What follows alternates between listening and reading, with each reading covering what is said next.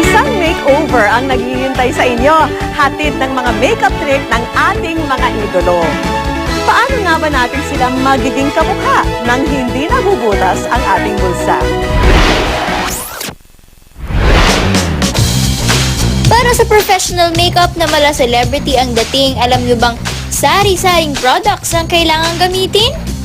Nariyan ang makeup base na primer, concealer at foundation na pampakinis ng mukha at pantanggal ng shine. Ang pinaka-importante pag nag-makeup ka, dapat meron kang concealer. Must have din ang pang-emphasize ng mga mata. Sa pag-makeup, para sa akin, ang pinaka-importante yung kilay. Ako gusto kasi palagi magpo-focus ako sa mata, tsaka contour. At syempre hindi mawawala ang makeup para sa iba pang mga bahagi ng mukha. Powder, concealer, eyelash curler para sa pilik mata, sa kilay at saka lipstick, saka blush on. Talaga namang kompletos rekatos ang pagpapaganda para siguradong fresh at stand out ang ating itsura. Yun nga lang, aminin natin ang mga makeup na ito may kamahalan. Kaya naman para sa mga estudyante sina Libertine at Jonella, simple lang ang laman ng kanilang mga makeup kit. Una po nag-a-apply ako ng baby powder para pantanggal po ng oil. Tapos naglalagay po ng kahit konting lipstick lang. Hindi ko ma-achieve yung gusto kong look kasi limited lang yung gamit ko. Gusto ko ng ganito kulang nga yung gamit ko kaya ganun. Pero ang good news, may paraan para ma-achieve ang celebrity look nang hindi gumagastos ng malaki. Yan ang sikretong ibubunyag ng celebrity makeup artist na si Gilly Valenzuela. Pero bago yan, ipapakita niya muna kung gaano kakomplikado ang proseso para maging kamukha mo ang iyong idolo.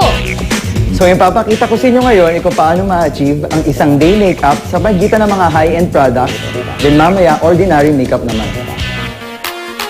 Karaniwan nag-a-apply muna ng primer para kumapit ang ilalagay na makeup. Kailangan din ng cream foundation or concealer para maitago ang mga blemish at dark spots. Sinunod naman ang liquid foundation para magpantay ang skin tone o kulay ng mukha. Next stop, contouring. Kailangan gumamit ng light shade ng pressed powder para sa ilalim na bahagi ng mata. Kilay naman ang next na kukulayan at bibigyang hugis gamit ang brown eyebrow liner at eyebrow mascara.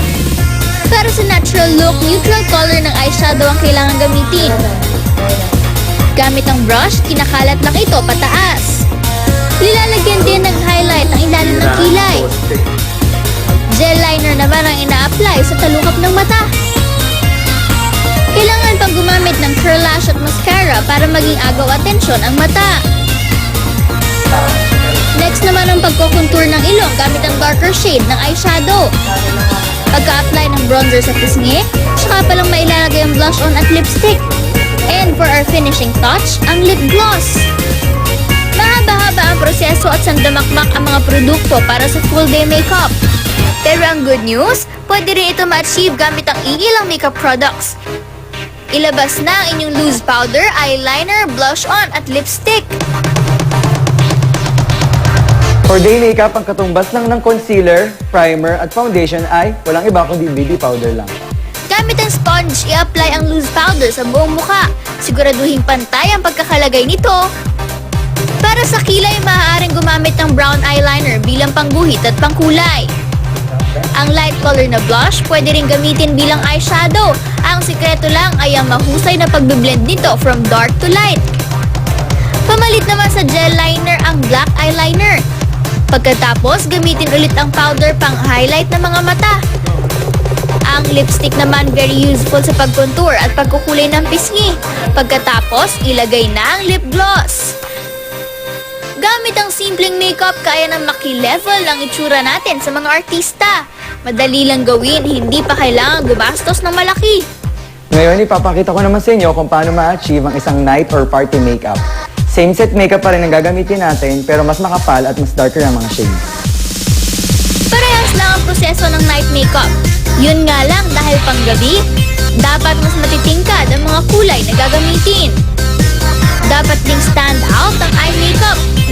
Gaya na lang itong technique kung saan gumagamit ng dalawang kulay para ma-emphasize ang talukap at mukhang deep set ang mga mata. Darker shade din ang blush on at lipstick ang gamitin. Ayan, para mas ready tayong pumarty, kailangan na nating ayusin yung hair niya. So kanina, binraid na natin yung hair niya, kailangan na natin tanggalin para ma-achieve ang beach waves.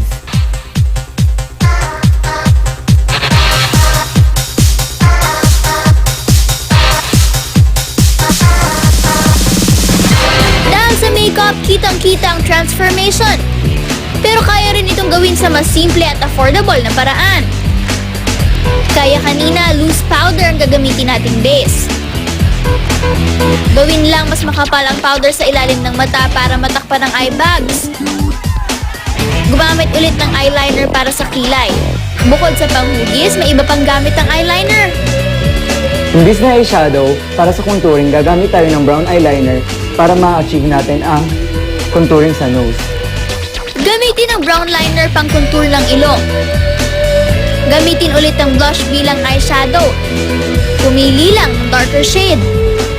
At para magmukhang deep set ang mata, gamitin ang black eyeliner para guhitan ang pinaka-arko nito. Red lipstick ulit para pang contour ng pisngi at pangkulay ng labi. At ready na to party! Para maging oil-free buong gabi, pag-reapply lang ng loose powder sa mga bahaging pawisin. At gamitin lang ulit ang lipstick bilang blush on para mapanatili ang glam look. Subukan naman natin magmukhang celebrity fabulous gamit ang color red. Ang red fab look na gumagamit ng blended red eyeshadow, blush on and lipstick, madali lang din gayahin. To achieve that red fab look, ang ipapalit ko lang sa lahat ng ginamit ko kanina is a red lipstick. Mula sa base na day makeup, maaari tayong mag-transform into a red hot beauty. Gamitin lang ang red lipstick bilang eyeshadow. Mula sa gitnang bahagi ng mata, ikalat lang ito pataas hanggang sa pinaka-arko nito. Gawin naman pang contour ang lipstick. Ilagay ito sa ilalim ng cheekbone at ikalat palabas para maging instant blush on. Huwag kalimutang lagyan ng red lipstick ang mga labi. Mula sa lipstick, ibang bonggang look naman ang nagawa natin. Kaya naman pati ang mga kapuso celebrity boto sa mga affordable makeover na ito. Hindi naman kailangan mamahalin yung gamit mo. Maraming mura. Actually, ako po ngayon, gumagamit din ako ng mga murang brand. Yung pang everyday na ginagamit ko, powder lang, tapos konting blush on. Tama kayo dyan! Hindi naman kailangan gumastos ng malaki para maipakita ang inyong true beauty.